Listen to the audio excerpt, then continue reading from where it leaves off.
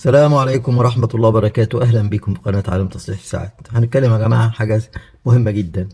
شجرة لو عندك فعلا في مزرعتك، في بيتك، في أي حتة أنت فيها، في قريتك، في أي حتة، وطبعا هو ده نبات مشهور جدا ونبات معروف جدا ونبات يعني مفيش أكتر منه في البلاد العربية وفي مصر بالذات وفي كل حتت الصحراوية ديت.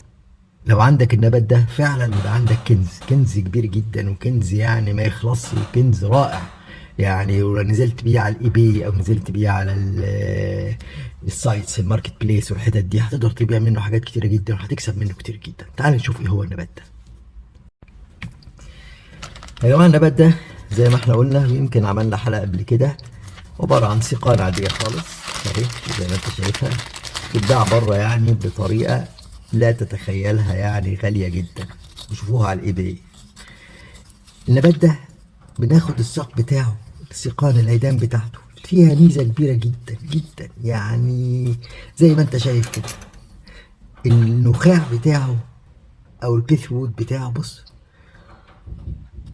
يعني زي الاسفنجة اهو، ينظف كل حاجة. العالم كله يا جماعة بيستخدمه في تنظيف الادوات، لكن احنا للاسف في مصر في الحتت دي كلها محدش بيستخدمها خالص. بنستخدمه في حاجات كتيرة جدا، يعني اهو، مثلا عايز تنضف الطرف اللي انت بتحط فيه الزيت، زيت الساعة بيه اهو، شوف يدخل ازاي، شوف بقى، بص ازاي بسهولة، وينضف يبقى زي الفل.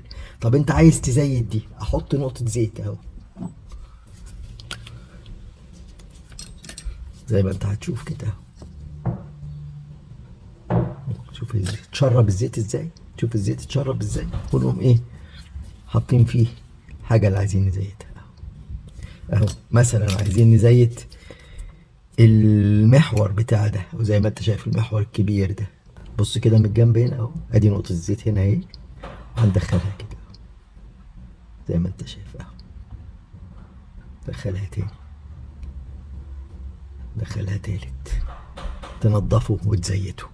حاجة جميلة جدا. عندك اهو آه مفك سنه في حاجة مش نظيفة اهو، على طول ينضف. النبات ده ساحر يا جماعة. السنون بتاعت الملقاط بتاعك اللي بتستخدمه على طول. النبات ده يا جماعة لو عندك فعلا، انت عندك ثروة كبيرة جدا. النبات ده يا جماعة هو نبات عباد الشمس، رائع. وحاجة بديلة ليه كمان، نبات شجرة البرتقال. لكن نبات عباد الشمس هو الأحسن كتير، وده منتشر جدا. يعني فعلا انت لو لقيت شجرتين تلاتة أربعة 10، انت عندك ثروة كبيرة جدا. يعني هم مجرد بيقطعوا زي ما انت شايف العيدان كده، يقوم جايبينها وقاطعينها وحاطينها في أكياس وبايعينها ب 20 استرليني، ب 30 استرليني. طبعا في انجلترا منتشر جدا جدا، لكن طبعا للاسف احنا ما بنستخدمش الحاجه وما بنقدرش نستفيد بالحاجه اللي عندنا. وانت مقطعينه ساعات بيبقى حلقات كده صغيره، انت بتقدر تقطعها بالمنشار، سهل جدا. اتمنى لكم يا رب تكونوا استفدتوا من الفيديو السريع دوت، وان شاء الله يعني يكون مصدر رزق لناس كتيره، لان فعلا انا حابب الناس تشتغل فيها والحاجه تبقى جميله. الحاجه لو باعوها هتبقى جميله جدا جدا. تحياتي لكم، وربنا يرزق الجميع وربنا يكرم الجميع وربنا يبارك فيكم ويحفظكم. السلام عليكم ورحمة الله وبركاته.